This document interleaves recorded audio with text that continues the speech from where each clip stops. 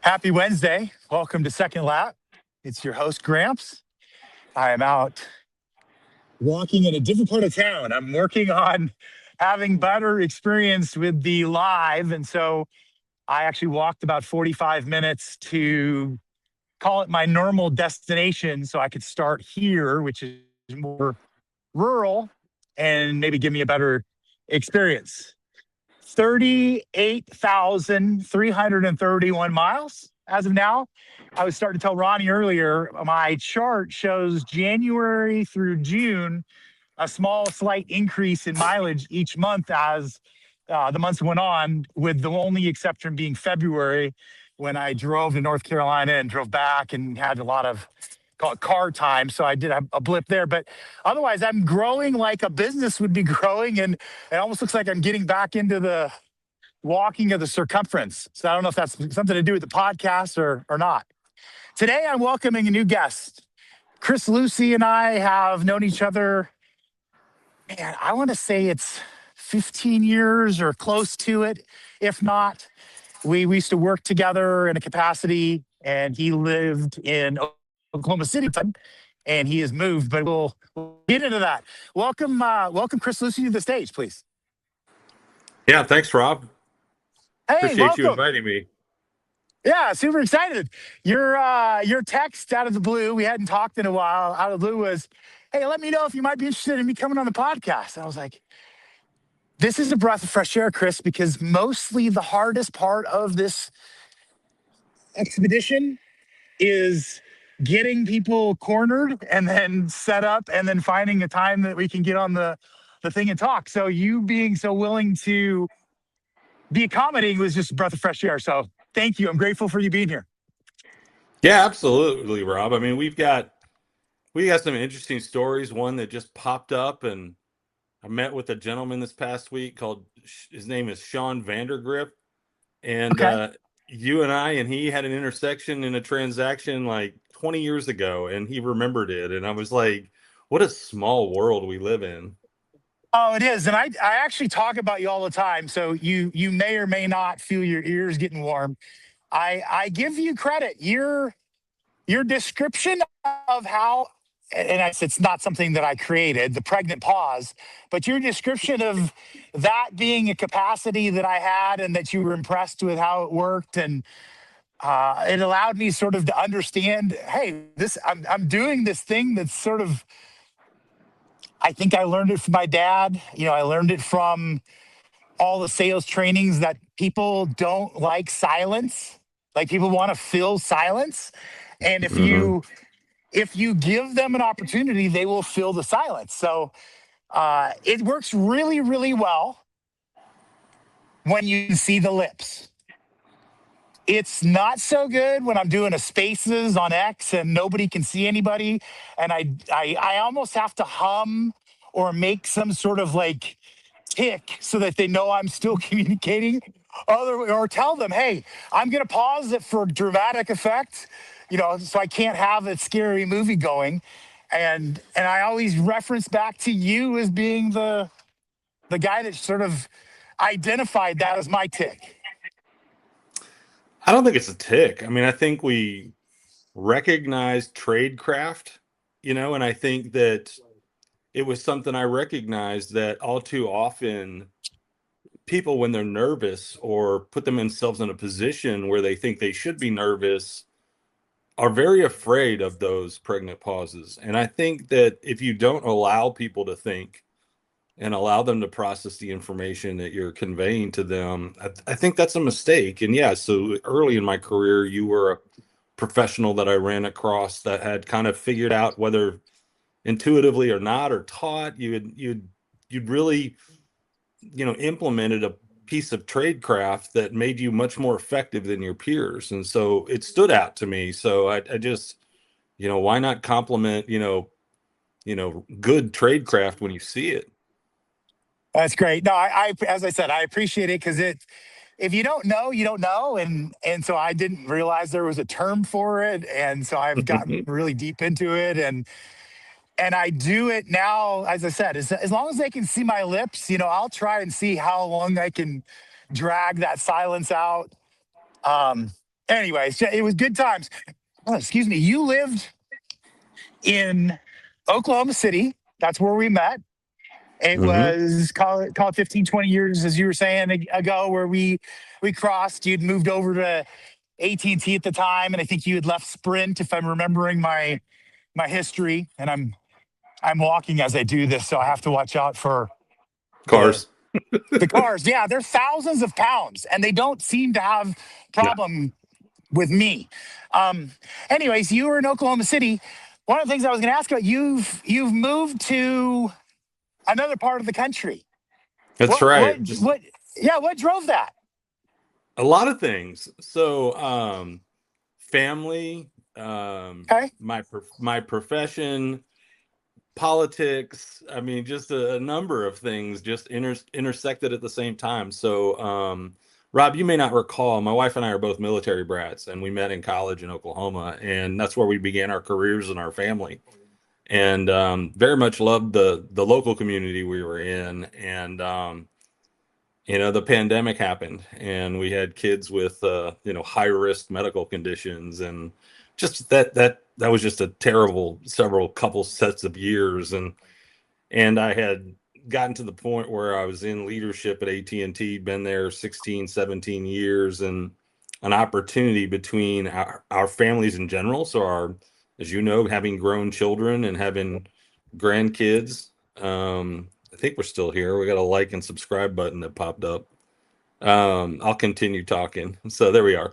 Um, there just was an opportunity. Like, could we all live together in the same state, raise our kids and grandkids? I have two adopted kids that are younger, still in right. school, and then have the older ones that are both married and have, daughters themselves. And so there was just an opportunity for me to say it was time to take a sabbatical from corporate America and Okay, relocate all of us out to the Triangle in North Carolina. We love it here. We live in the same neighborhood as our oldest daughter and her husband and kids, and the younger daughter and her husband live up in Cary. And so it's just been a kind of hit the refresh button. I did think that, when I resigned from AT&T, that they would, they said, hey, once you get settled in North Carolina, call us back. And I took 4 months off. We took the boys and toured all up and down the East Coast. Got to take them to a ton of historical locations. Working in corporate America for 27 years, had never had a break. right. You have vacations, but not like unplug. And I was unplugged. It was a weird feeling. And after about 4 or 5 months, I knew, healthcare benefits were going to run out. It was time to find another employer. And um, I had a supplier that said, hey, we're very interested in your skill set. And so I joined a company called Apex Systems. That's a Okay, large IT and engineering services firm, and they've just rebranded to a company called Everforth.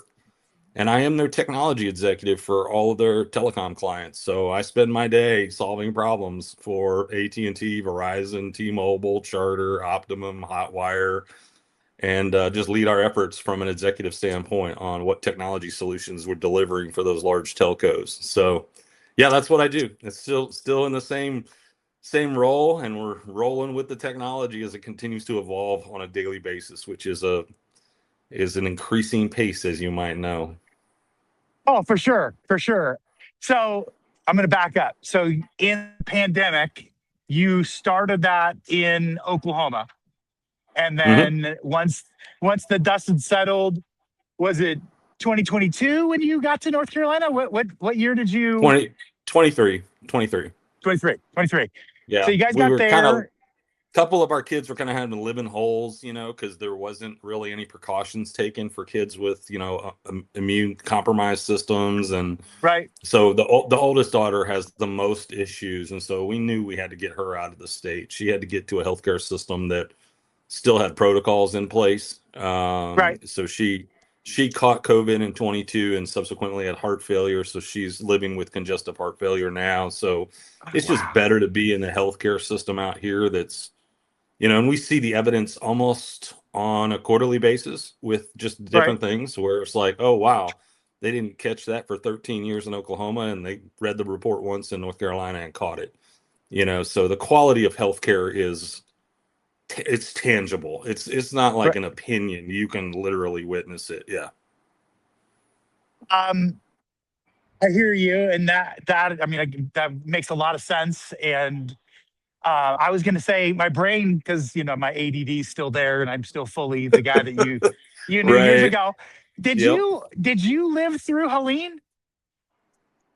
Uh, yes, but it was the western part of the state. So we're kind of on the eastern side. It kind of missed us to that side. So, but yeah, a lot of effort from this part of the state had to go and fly in. It was a pretty substantial mess, and Okay, a lot of tempers in this area around the federal government and the lack thereof of their response. And but the state was impressive. Like it was nice to see the local state houses do quite a bit to support it financially, but from the federal perspective it was really really pretty bad.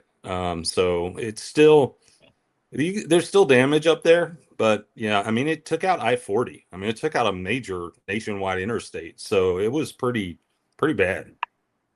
I'm impressed, or not impressed. I was going to say I've seen that, and I'm impressed with how they've gotten traffic moving again.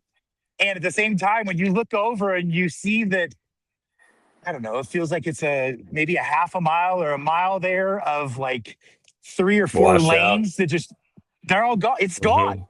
Yeah. Like just gone. It's like, man, Mother Nature just took it. Well, I was gonna say I we knew did, you were on we the actually west.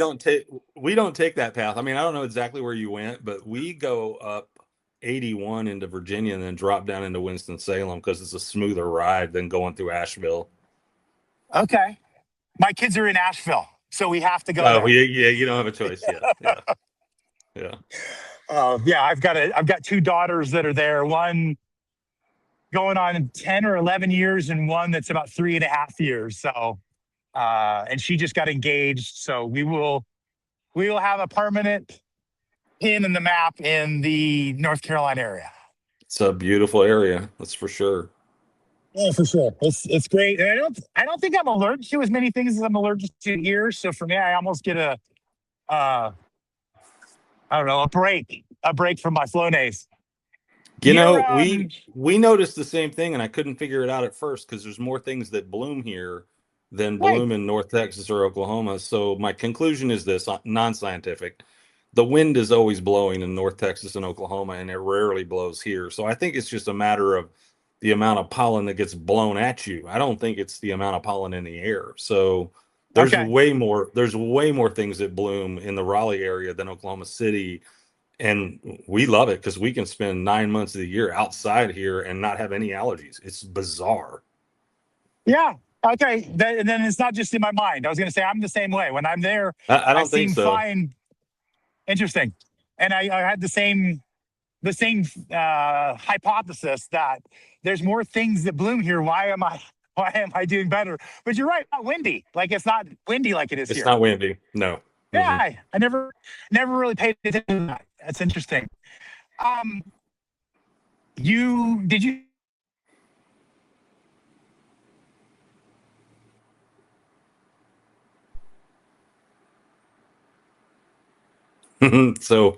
so Robbie's in a bad spot with coverage. Sounds like something I should probably be helping him with. We'll see if he's able to make it back to the show. That's what happens when you're mobile in a populated area. There he comes. It was a hard handoff. He didn't make that switch from one site to the other. did you see that? That was crazy. I The don't whole have your audio application. now, Robbie. I wonder if is it me? I want to know if your producer just loves the fact that you decide you're going to do your show mobile walking around outside. That's He part of must the have shtick. thought, could I get a more complicated, you know, customer Oh, than Robbie? You won't sit still in the studio. Won't connect Ron, in the fiber Ronnie just said that he took credit for it. I was out gonna say there I on don't think I that did it. And neighborhood millimeter wave spectrum. hey, Ronnie, I don't think you can You're hear me. still muted. I can't hear you. Yeah, I'm not muted. You want me to rejoin? What do you think the problem is? Maybe.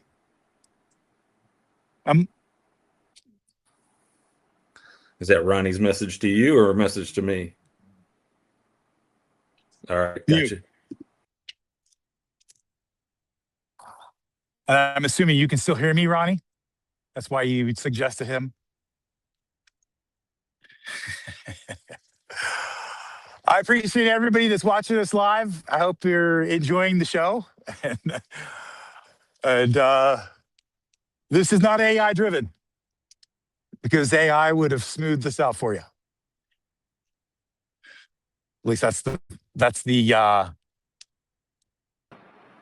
expected outcome. Are you able to hear me now?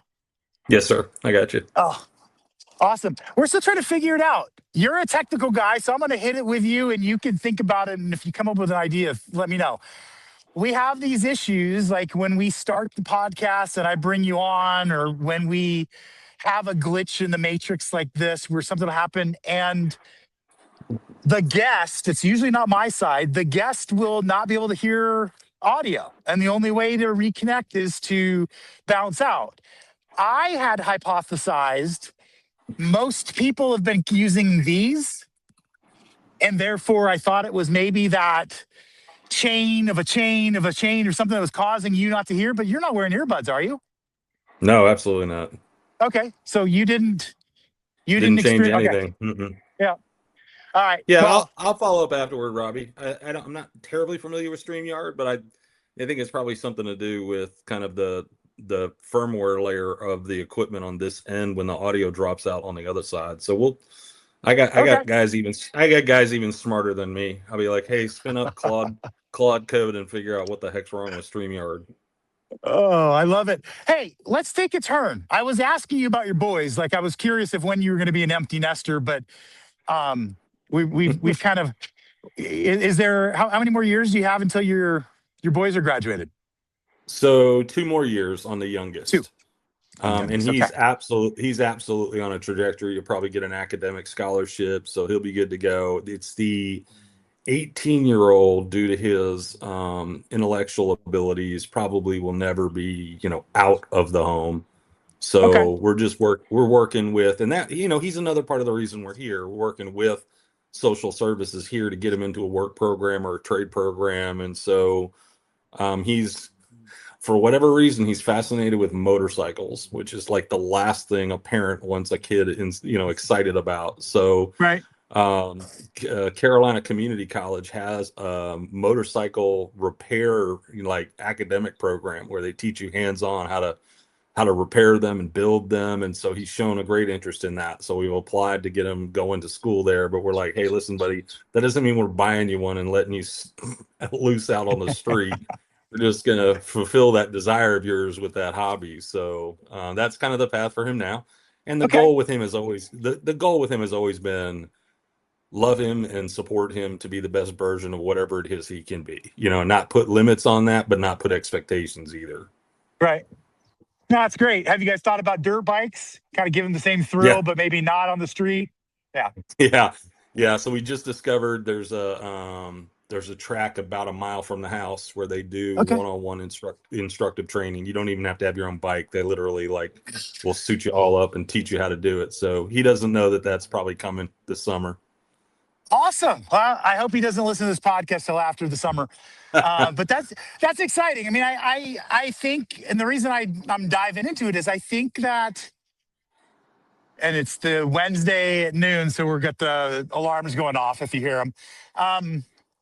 It's if they tell you to go after something that you have passion for, that if you do something that you enjoy, you'll never work a day in your life, that kind of thing. So, I'm excited to hear that. And I'm a father. I'm a grandfather. I rode a motorcycle after seeing Top Gun and joining the Navy. I crashed that motorcycle. Right. I don't want my kids on the street on a motorcycle. No. No, I hear you. An area, Chris, that I was going to lean in because you talked about being a technology person, and we are, as this podcast, trying to share things that we've learned while walking and how to be better, maybe not to bruise your shins and things like that. The world is talking about, and you brought up Claude, they're talking about AI. They're talking about what do we do next?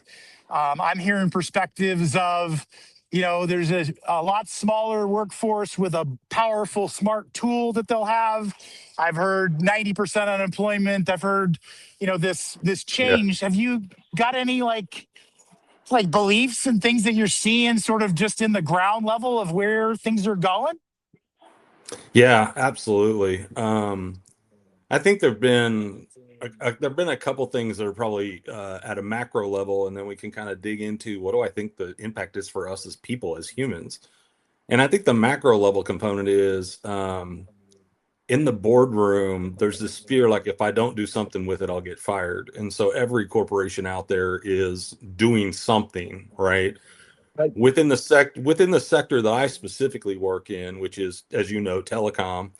There are major plays with infrastructure partners that are trying to prepare for the compute demand that's coming, and so Right. there's kind of an arms race in three sectors that has been even further fueled by the current administration, right? So we're pulling back some regulations. We are encouraging capital investment and public comment around that capital investment.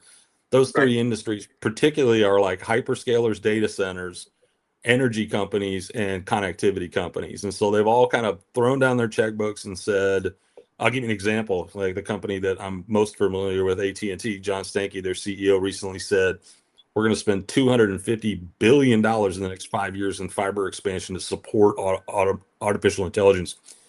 Folks, we've never seen that kind of like physical infrastructure capital investment in our country in its lifetime. Like there's nothing that even comes close to that. And so what that tells me is there's going to be all of a sudden all these cost pressures on everything else that all those companies do. So I mean, we've seen Right. Amazon, we've seen Microsoft, we've seen Google make these massive investments in infrastructure and then turn around and lay off 15,000 people and say, oh, we're going to automate. The reality is they haven't yet automated the processes. When we look at Right. so I kind of call it like the honeymoon phase that we're in right now with AI. Like we kind of love the idea that it can do some things, but we really haven't, we haven't equated the value of it yet, right? Like Right. what's the outcome and what's it really producing for a company and what's that return on investment?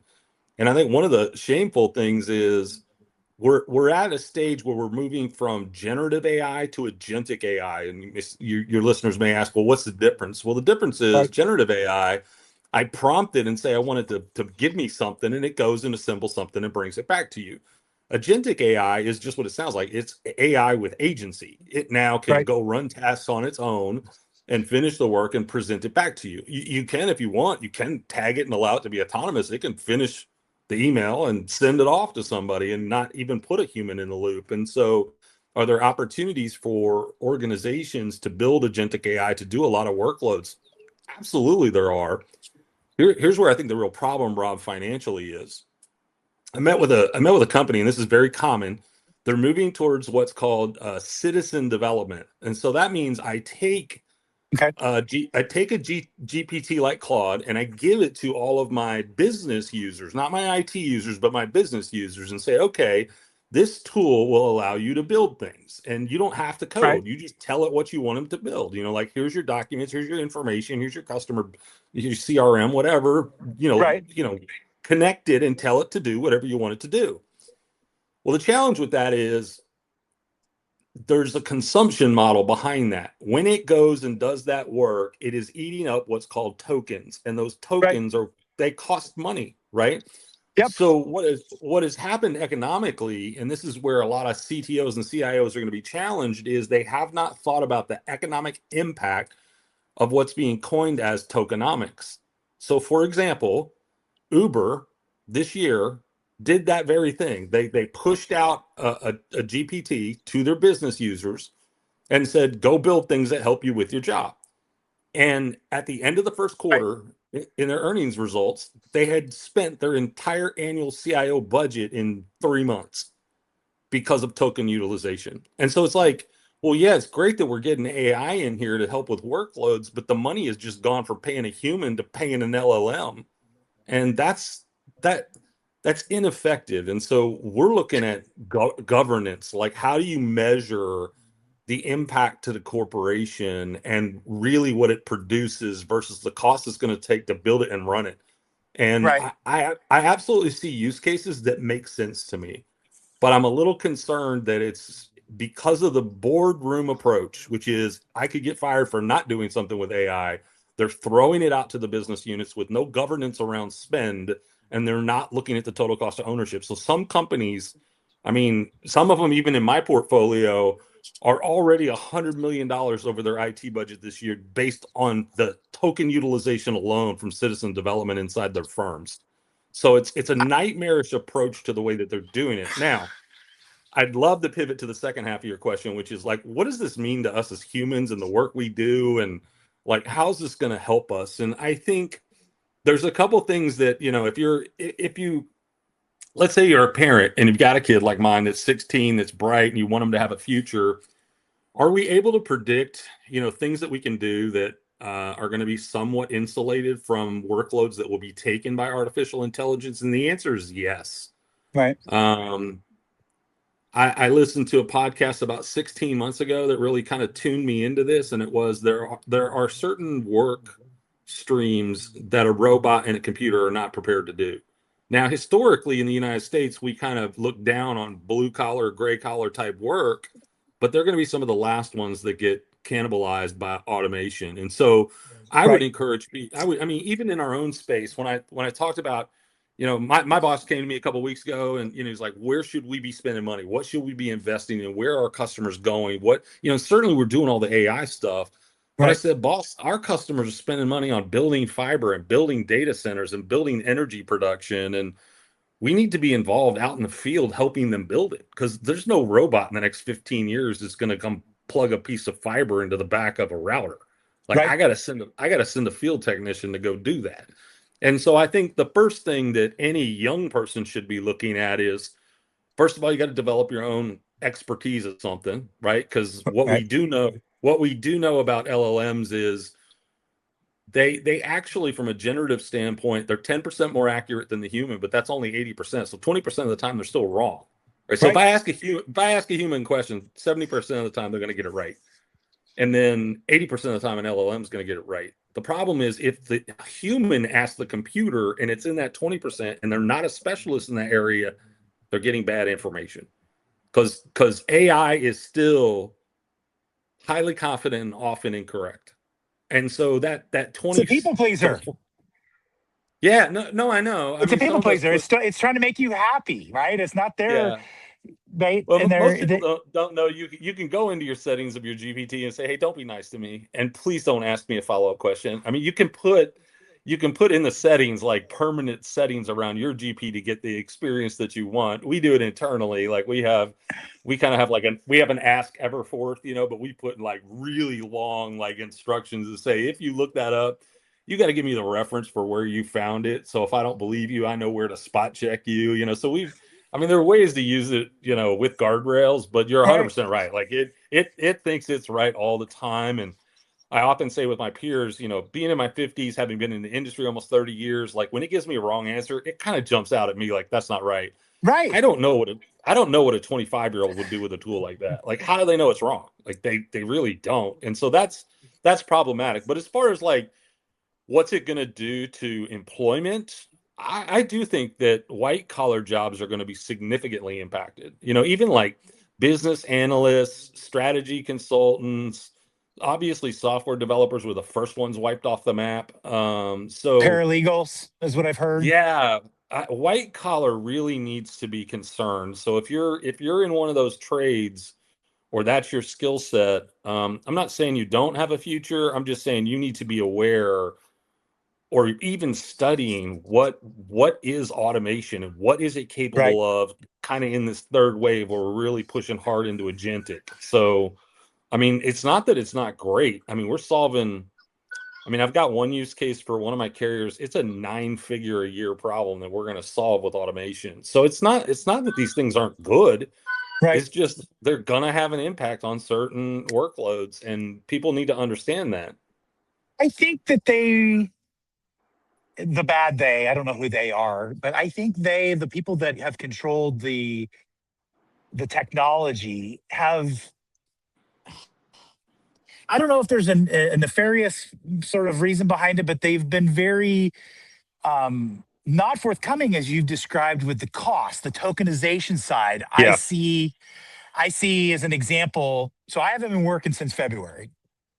I do quite a bit of spaces and these podcasts, and I've been interacting with a lot of people, and I've been talking to a lot of people that do a lot with AI. And it's like one of the most common things that I hear, Chris, is I ran out of credits. What do you mean you've run out of credits? Like I've run out of credits. I have to wait another 4 hours before I can ask another question. I'm like, well, just go to the next package. Well, I already did. I'd have to wait, 4 hours, but now I'm only having to wait this and I've whatever. It's like, did they put something out that there isn't really a good ROI? Like it's this super Yeah. expensive technology that nobody freaking would ever use if they actually had to, pay for it. And yet they're kind of starting to slowly turn on these, as you I said. think the business model is so immature, Rob, that Okay. I don't know that we know how to solve for that. I'll give you a perfect example. My boss was going to a huge conference this week, and you know how that works. They're very guarded on like the customer list and who's going to be there. And Right. but to add value to the conference, once you registered and you could download their app, they hard coded the attendee list inside the mobile app. So my boss was smart enough to like just take screenshots of every single, page of the directory and download those 45 images. And he's like, I really just need a spreadsheet because we've only got 5 of us there. We need to divide and conquer, get in front Right. of the right people. And he's like, but I'm getting on my plane in 2 hours. Will you or your team see if you can do something with this? And so I'm like, sure, boss, just share the folder with me. And so I load it all into Claude, and Claude is struggling with it. Some of the images had 20,000 pixels per image. And it's just like, and eventually Claude's just like, I can't handle the workload. It's not there. And so I get with one of my folks and I'm like, okay, Eli, here's the task. Boss needs this by tonight. Let's roll our sleeves up and figure this out. And he's like, share screen with me. And he looks at my version of Claude, which is an enterprise oriented one that is Right. capped to $35 of usage per month. So once I hit that cap, my IT organization says, okay, go find another tool. We're not paying for any more of that. So let me point out the problem with this. So Your my boss guys, asked you to fix something and you're now yeah, limited and by I'm your limited by boss. IT. I'm limited by IT. But here's where the business problem presents itself, Rob, is I get with one of my employees who has a personal version of Claude and he has paid for the max licensing. It's called Claude Code 20X. So Okay. he has millions of tokens he can use in a month, but he's probably paying $200 a month to have access to it. So we take the same images, we load it into Claude Code with his 20X license. It builds 4 bots on the fly. So it basically builds 4 agents inside the code to break down the images. It took like an hour and a half. It used 2.6 million tokens and created a spreadsheet with over 7,000 contacts on it in an hour and a half. And so we started having this debate last night around. So my enterprise is thinking I'm piloting and testing Claude from Anthropic, but they've only given me a tool that's a third as powerful as the most powerful tool Anthropic has, which literally will build you an army of developers on the fly. So then the Wow. question becomes, well, if the business model is immature, so is our evaluation of it, Right. right? So I didn't even bring in a tool that could have accomplished that and said, hey, boss, like there's some really good things we can do here. And if we have access to even very complex data, there's muscle here that's so beyond what we can comprehend. But we don't even the evaluators don't have access because of the immaturity of the business model, Rob. Right. And I think that's you're 100% right. Like the people that have created it are still struggling with like, how do we get people to use it? How do we license it? What's the value? I mean, it's the wild freaking west. And I think that there's an expectation and a reality, and we're still going to hit that drop off. We're going to drop where people are like, it's not working like I thought it would. But when we unpack those use cases and we unpack the mistakes that were made, I think we're going to see problems all over the place. We're going to see corporations that didn't know what they had their hands on.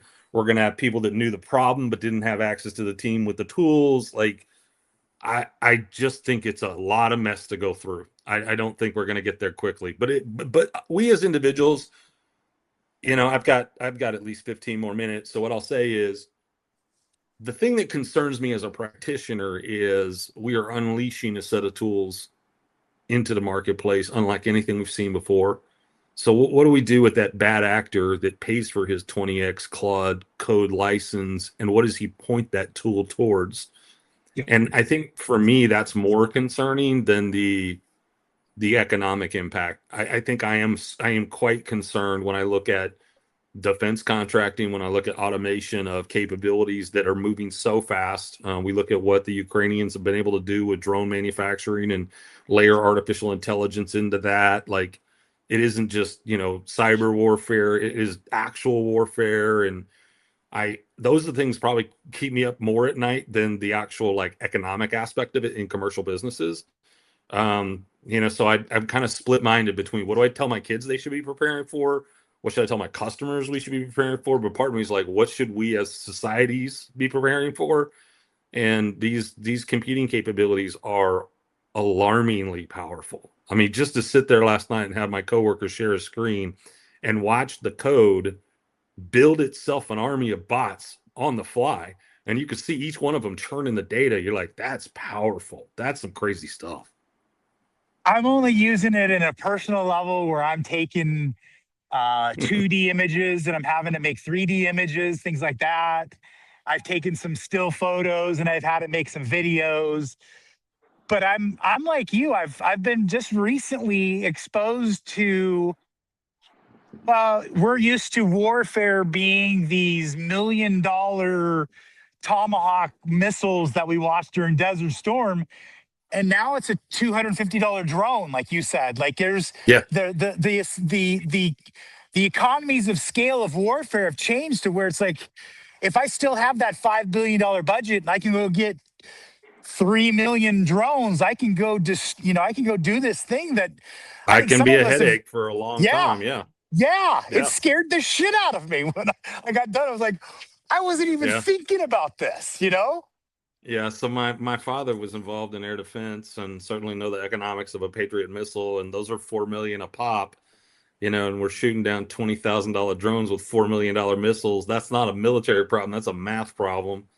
So it's like, yeah, I mean, it's it in I don't want to veer too much in the political lane, but do we have the right people solving the right problems? Like, I don't know. I mean, it's a little scary when you realize the landscapes have changed, and data and information is probably the most powerful asset that any nation owns. And so, who our alliances with, what control or influence do those companies have that control those things like Anthropic? We should be concerned about that, because there there's so many capabilities that could be unleashed. I mean, if you think about just image analysis, right? I Yep. mean, if we can take images of all these other countries in the world thousands of times over a day and allow Anthropic to help us understand what's going on in all these geographies in the world that a human could never process on their own, or unleash armies of bots to analyze it and look at things and predict things. Like, the landscape of geopolitics and economics and even our daily lives is about to be upended, probably unlike anything we could comprehend. And it's not a scare tactic. I mean, it's here. And I think those of us that understand it and embrace it, and try to help explain it and educate, I think that's our role right now, is education. Like, let's not be ignorant about what it is capable of. Let's not make it out to be something overly scary, because to me, the technology is not what's scary. It's the human that's still the scary element to me. Right. I mean, history has proven it's people that are evil, not technology. And so I think that knowing how it works and keeping it out of the hands of the wrong people, or keeping an eye on the wrong people, is the right approach. Not let's not fearmonger AI. Let's remember what history taught us. That is a great point, and I agree. I think fear mongering is not good, and is definitely not something that I want to do on my show or my program. Yeah. And at the same time, I'm like you. I do I do want to know. Like, I want to know the perspective. I want to understand the capabilities. And the podcast I was listening to used exactly the same point you just said. He's like, it's not AGI or any of this super intelligence that's going to be harmful. It's the bad human using this powerful tool that's going to be the danger. And yeah, we just need to be aware and not ignorant. Know what's going on. Yeah. I'd say What did Jerry Seinfeld say recently? He said, we're dumb enough to know we need artificial intelligence, smart enough to build it, and unsure whether it was the right thing to do. I just see that. It's good. And it's the funniest things are usually the ones that are the closest to the truth. And that's why I think Yeah. I get the humor in that is, yeah, we've now got this superhuman thing that can take all the past knowledge and the argument that I was listening to the people on the podcast talk about were how are we gonna if we're interacting with this intelligence that's smarter than any of the rest of us, like how does that work? Like you said, like how do I know it's telling me the truth? How do I know that I'm getting good information? And I don't know. It's part of the reason why, as I said, I'm doing the podcast, I'm doing the spaces, I'm a doxed human that's over 50 years old that has the same socials on all socials because I want in this crazy ass world, I want people to be able to see this, like, and know that, we're both beard connoisseurs, That's right? right. We're real. And we're real, Yeah. No, it's very right? true. I'm embracing the flaws. Like that's, there was another one of these artists I'm talking about is like, AI is too perfect. Like it does these things too perfect. And we're going to, as humans, seek back the flawed human experience, and my last bullet point would be what we do from a sales function. There's no one that I've been able to understand or find that believes that you will see a computer behave like we do, like have that interpersonal and be able to, really truly have a handle. Like sales will always be, and I'm saying this and I could be wrong tomorrow, but sales will always be human with possibly augmented tools. I think I don't that's know. What do because you think? we have no, I think it's because we've always known that people don't buy products, they buy trust. They buy trust that what they're spending on is going to deliver what their expectations were. And I think when you fundamentally remove the human element of that, is there really trust? I mean, I guess the answer in some cases are if I'm going to go buy a Coca-Cola from a vending machine, like that historically has never had a human in the loop, right? Even from when we were kids and it was a quarter a piece. And Right. so are there transactions that don't require humans in the transaction? The answer is yes. And I also think that's because we semantically use this term as sales ubiquitously across any kind of financial transaction between a customer and a business. And I think that's a misnomer. I think our English language fails us. I think what you're talking about is when we're consulting someone on how to solve a problem, I think there'll Okay. never be I think there'll never be a human removed from that loop. So I think that's the challenge, is understanding what kind of transaction are we talking about. And I think if it involves trust beyond I'm getting a Coca-Cola out of this machine, and I don't need a lot of trust to know that it was made by Coca-Cola, Right. versus I'm going to go through a business transformation and I'm going to lay 20% of my people off because I need to reinvest that capital to chase a new market. I want to bounce some ideas off of some living, breathing human beings before I do that. So I don't disagree with you in that respect. Now, I think the tools are going to blow your mind away. I can't speak of some of the things that we're working on, but I know even in looking at the context of CRMs and acquiring customer information and the context that I can put around every data element of an enterprise and every contact within that enterprise merged with their business priorities, their financial pressures, their shareholders, the Right. marketplace, and our capabilities. Yeah, we're going to be able to really, it's like taking the salesperson out of that Ford Mustang and putting them in an F-35. Like it's going to change the way they work, but they're Right. going to have, it's and we often, just to challenge ourselves, we use the analogy with like Iron Man's Jarvis. Can we create Jarvis for that consultant, where he Mhm. It's ambient, it's it's sentient, it knows what's going on, it's under his control, but it doesn't always even need to be prompted. We're looking at triggering interfaces. It's pretty advanced, Rob, to think that you're right. We're not removing the human, but we're going to drop them in F-35 and get them out of driving the vehicle around town. So, that's just an analogy, but it Right. isn't. It's under construction.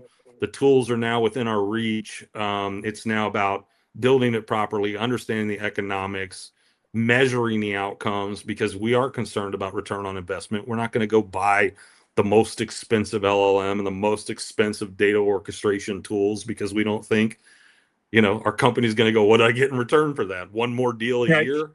What's the economics around that if I spend 3 trillion tokens trying to put that data together for a salesperson? So I think that, Right. they're great questions to ask. But I would also say that there's going to be a lot of transactions that they've removed the human from the loop. I saw a video recently of fast food places in Japan that were totally automated, robotics and everything. Like not a Zero single human. zero human making hot dogs, and every hot dog was cooked perfectly. Every French fry Right. was salted perfectly. It was like, okay, No fair enough. attitude. Yeah. Yeah, No no attitude for attitude. the, yeah. That's right. That's Correct right. change every time. Yeah. No dropping the loose hair in your food. Yeah. Yeah. So there will be a lot of humanless transactions, but there won't be a lot of strategic decisions made without humans involved. And I think Right. that's All where, right. if you're consulting or you're helping people solve problems, you're still going to be in the loop. I appreciate that. And on that note, I know with timing, I appreciate you being here. We've been trying to come up with like see, the timer has gone off. We know that it's up. I don't know if that's Ronnie or is that you? Is that you? That's me. Yeah. My border collie Man. has decided his nap is over.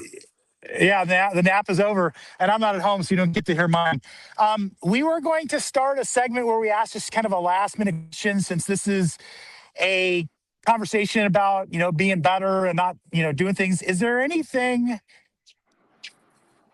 in relocating to a new place? If there's quite a few guests I'm friends with, and younger kids that are looking at moving to different places in the country, and is there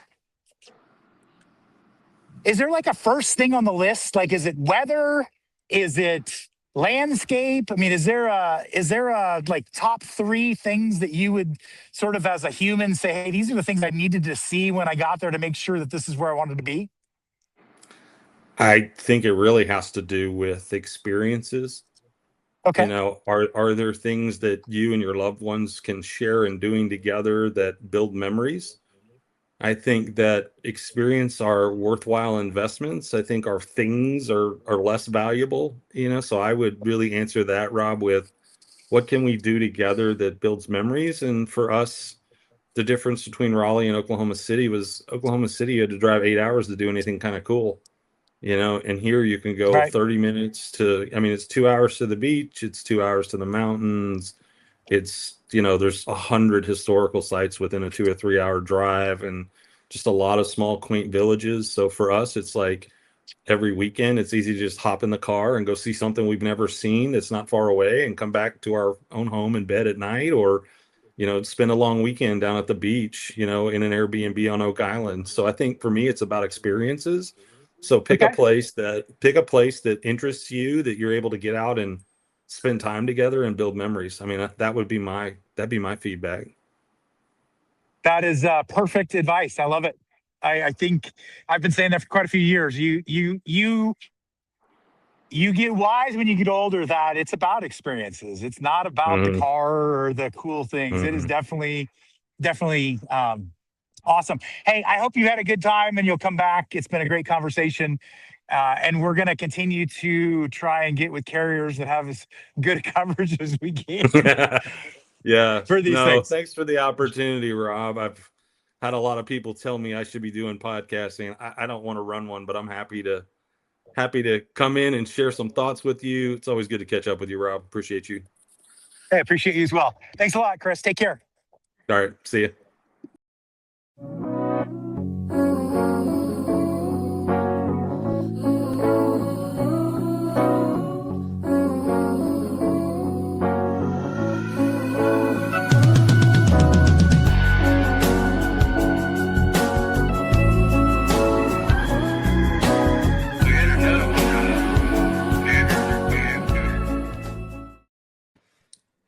Welcome to the post-game show. We are live in front of a studio audience. And obviously, Robbie, it says live. It's not live. We are just had a conversation with Chris. He's a technology executive, and I just kind of wanted to get your thoughts on it, since obviously we're going to say this is brought to you by iMagnet. Like, I'm in marketing. I use AI a lot, and you had a really in-depth conversation, and I had to cut you off. So what were some of the thoughts that you kind of had, some quick takeaways from Rob, as you are frozen now? So we have some more technical difficulties. Roll with it, hopefully, as long as I can hear you. Okay. I think I got all of what you said. I was trying to just hear you. You turned into a robot sort of towards the end. Hi, Jack. I know we have a studio audience, which is great. Make sure that I don't use any bad words. I think it was an interesting conversation. I hadn't talked to Chris in a couple of years. I know he'd moved out to a new place, left Oklahoma. We had done some deals, and we'd have enjoyed each other's company.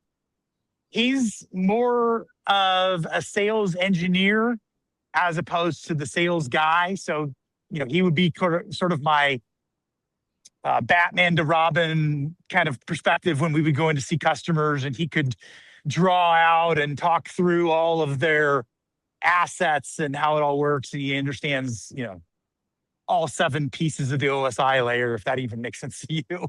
I always have dealt with the application, which is layer 7.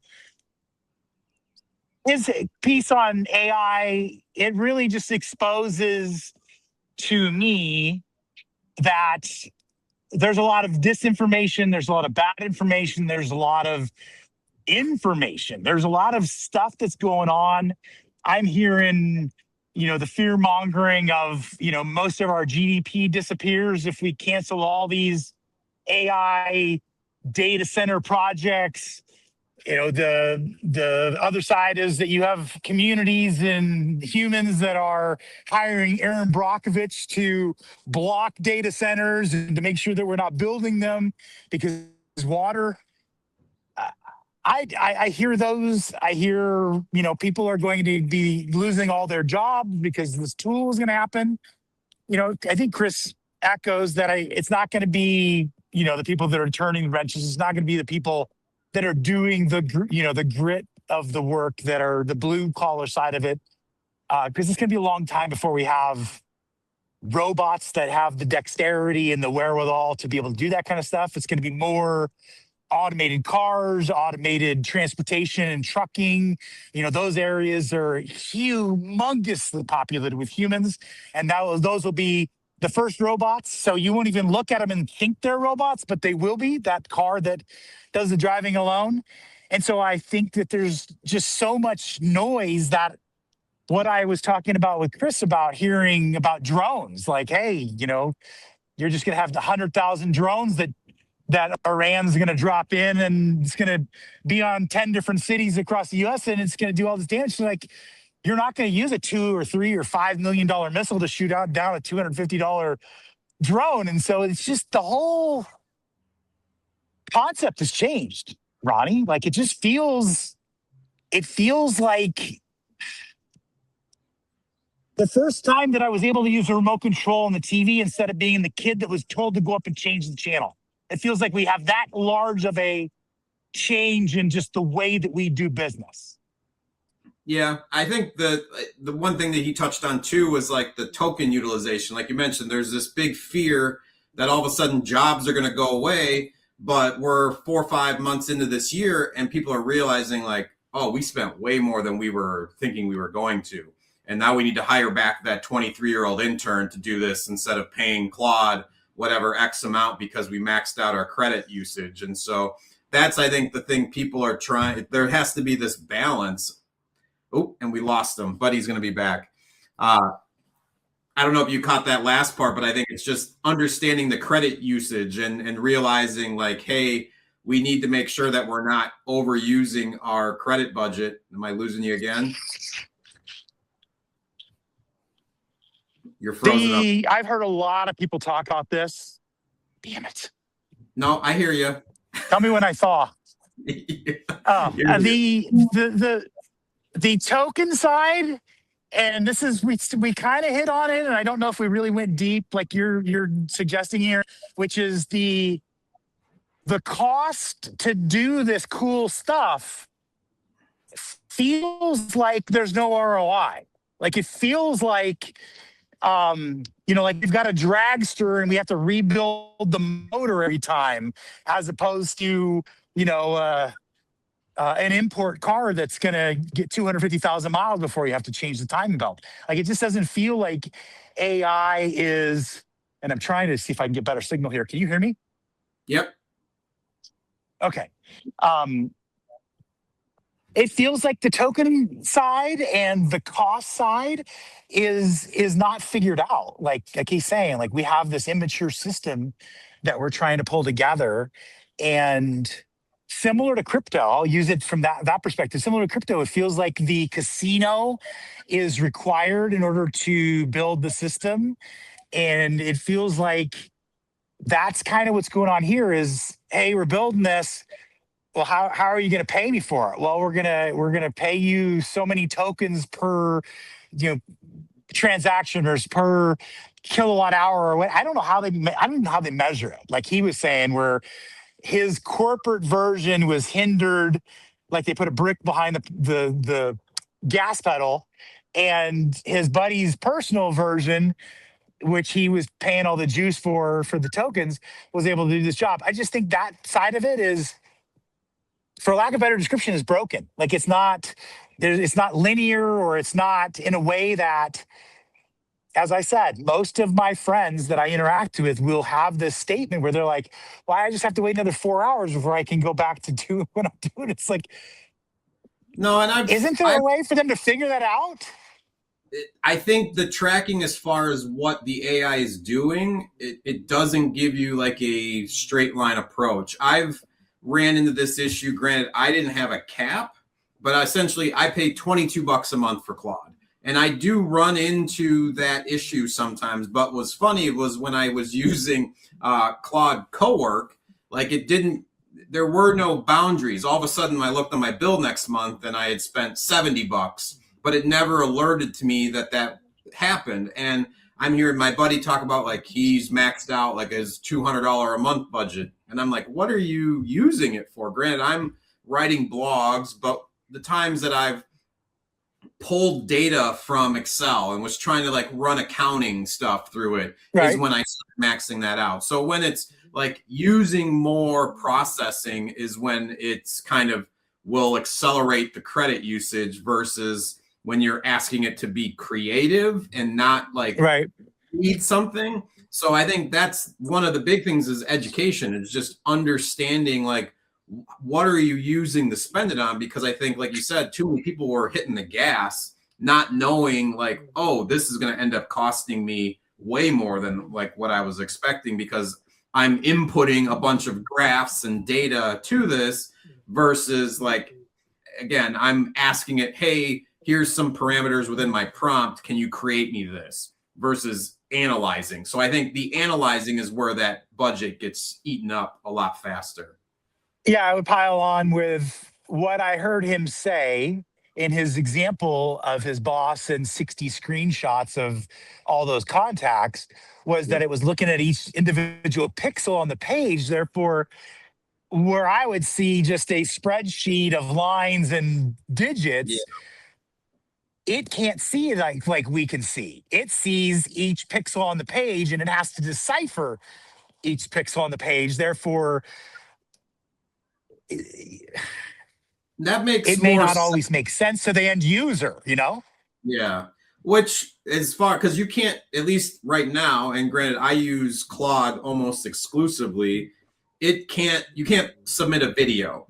Like it can only submit images as far as that goes. Like, and so that makes sense as far as reading the pixels, because if the video's moving, it can't like keep up. Like your budget would go out the window if it was trying to scan every single frame of that video and scanning all the pixels. Like that's incredible processing. So that's again where I think the big thing is. But then as far as the last thing I'll mention too, the kind of the highlight of this is people are still evil, not the tech.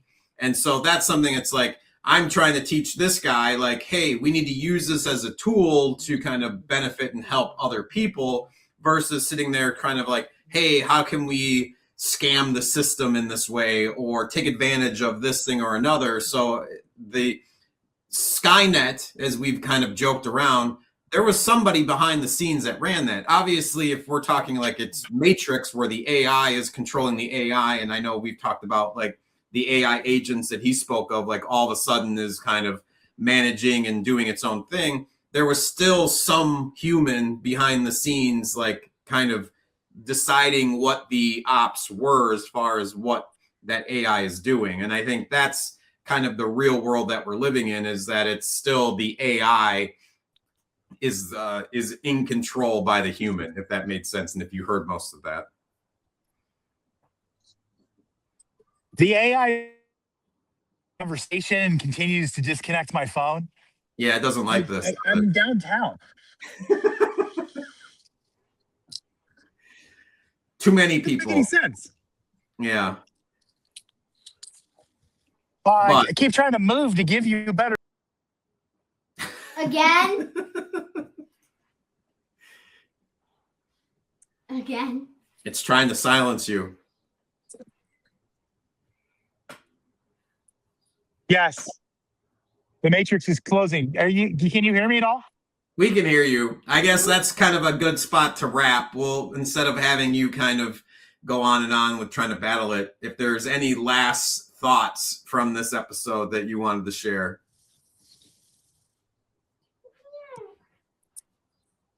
If you can hear me. I am excited for a satellite phone that will allow us to be connected all the time and not have gaps when we're doing the podcast. Yeah. We won't talk about which phone carrier you're on. Yeah, we're not going to talk about which phone carrier I'm on. It'll be in the show notes. Don't use them in downtown. All right. Well, I will talk to you later. I don't have any other follow-up. I think it was a great podcast. I appreciate you. Yep. No, thank you. We will see you next time. We appreciate everybody that was listening. Take care.